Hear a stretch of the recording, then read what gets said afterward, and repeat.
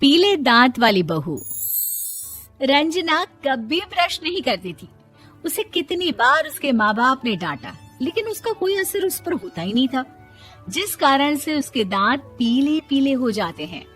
शादी के बाद अरे बहू, वैसे तो तुझ में कोई कमी नहीं है, पर तेरे दांत इतने पीले कैसे हैं बेटा? कैसे मतलब? कोई सर्जरी थोड़ी ना कराइए। वो तो क्या नाम, मैं ब्रश नहीं करती थी तो पीले हो गए। अब क्या करूं? आप कहे तो लाल करवा लूं या फिर काले?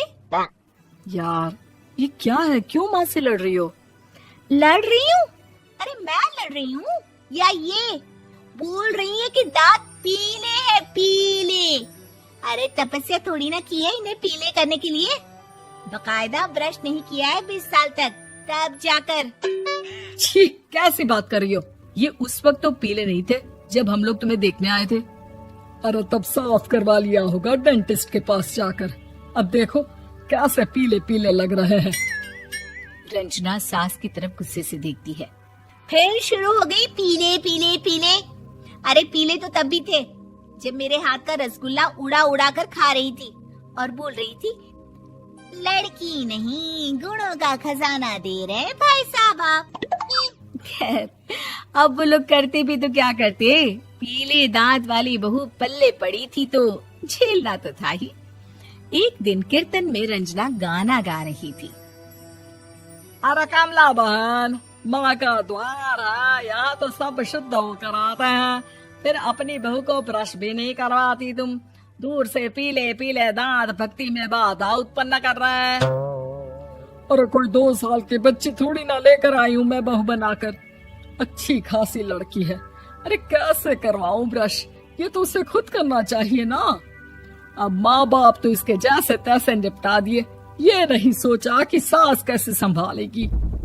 सास बहू को लेकर घर आ जाती है, लेकिन सोच लेती है कि अब इसे लेकर कहीं नहीं जाएगी। अगले रोज बहू कहती है, अरे क्या हो गया, मंदिर नहीं जाना क्या? कीर्तन का वक्त हो रहा है। मेरी मधुर वाणी से कान्हा जी जागते हैं और सोते हैं। आप तो जानती है ना उनकी भक्ति में कितना मन लगता है मेरा। वो क्या है ना, तबीयत ठीक नहीं लग रही है मेरी, आराम करूंगी मैं। तबीयत ठीक नहीं लग रही? अभी तो मिथुन के गाने पर नाच रही थी आप, और अब बोल रही है कि तबीयत ठीक नहीं लग रही। अरे भक्ति में मन लगा लो सासू माँ, ऊपर जाना है, क्या मुंह दिखाओगी आप? हाँ? सास को बहू की बात पर गुस्सा आ जाता है।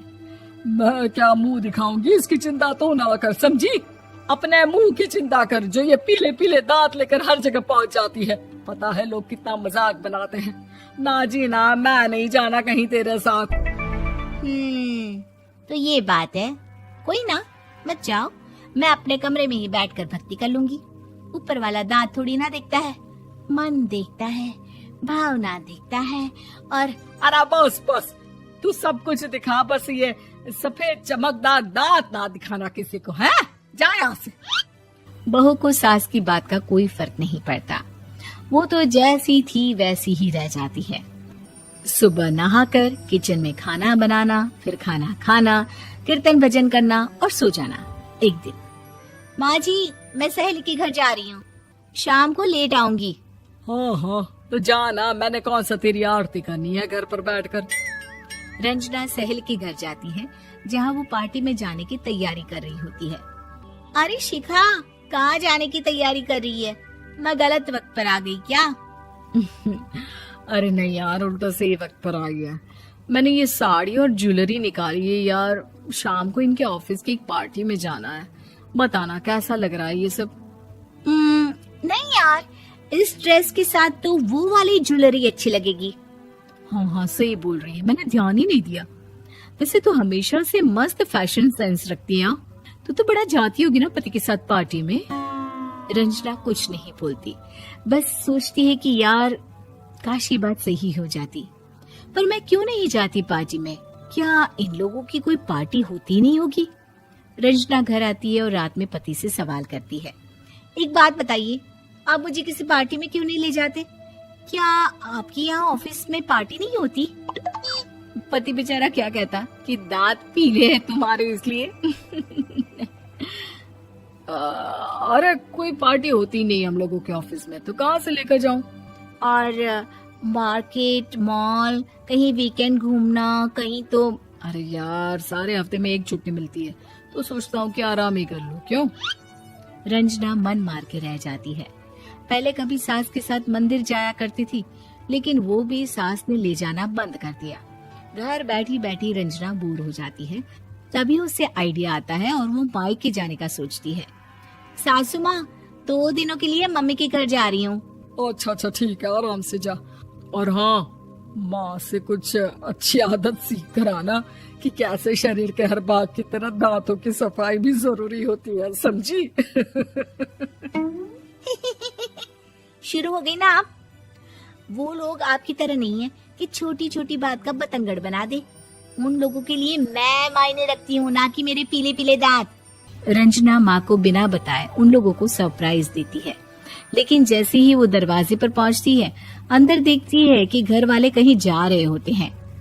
अब माँ, काश रंजना दीदी के दांतों वाली प्रॉब्लम नहीं होती, तो वो भी हम लोगों के साथ चलती ना बुआ जी की बेटी की शादी में। हाँ बेटा, लेकिन अब उसे कौन समझाए कि उसको उसके पीले दांत नहीं दिखते, लेकिन उसके आसपास के लोगों को कितना एम्बैरेसिंग फील कराते हैं। मुझे तो कितनी बार उसके स्कूल की टीचर ने शिकायत की कि उसके साथ कोई लड़की बैठना भी नहीं चाहती, और ना ही कॉलेज में कोई उससे बात करना चाहता था। लेकिन पता नहीं क्यों उसे ये बात समझ में ही नहीं आती। कोई कमी नहीं है उस लड़की में, बस यही कि दांत पीले हैं।